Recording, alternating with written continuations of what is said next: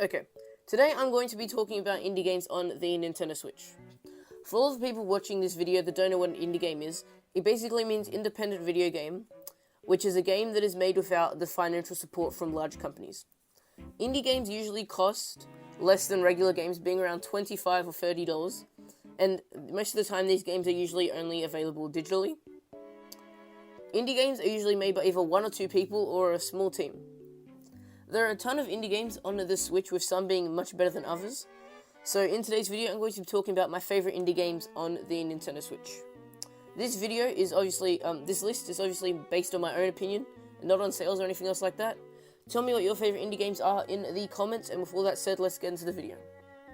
The first game I'm going to be talking about is Stardew Valley. This game was made entirely by a dude called Eric Baroni. Eric Baroni made the music, drew the art, and coded the entire game all by himself. For 4 years straight, Eric Baroni worked on this game from 10 to 12 hours a day, which is pretty insane. And the work eventually paid off when the game finally released on Steam and got a very, really good feedback and sold extremely well. Stardew Valley is an extremely laid-back game in which you basically get to do whatever you want, whenever you want, in a small country town where the game takes place.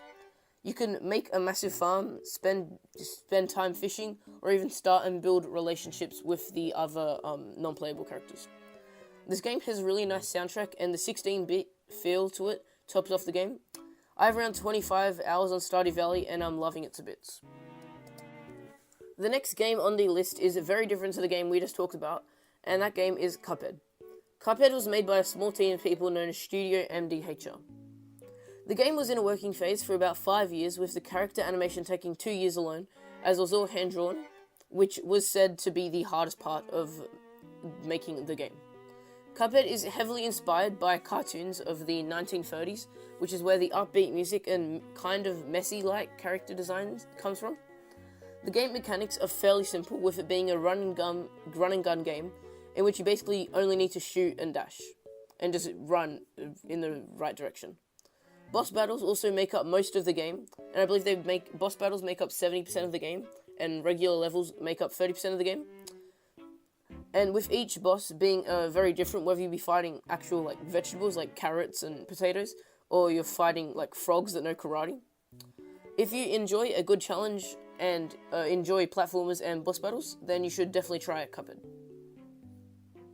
Once again, I'm going to be talking about a game that is completely different to two games that I've already spoken about, and that game is Snake Pass. Snake Pass was one of the very first indie games to come out on the Switch, with it being released on the 28th of March in 2017, which was only 3.5 weeks after the Switch's launch.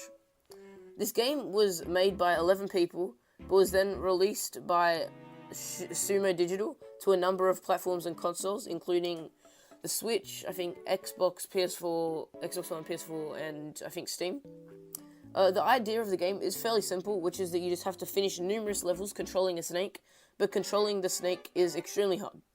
So if you really want to play a game as a snake, I guess try out Snake Pass.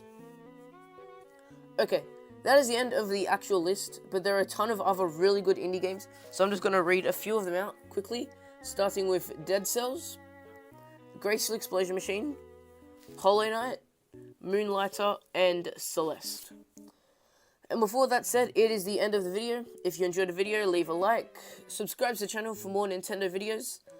Also, I made a Discord server, so if you want to join the server, then click the link in the description, and yeah, that's the end of the video.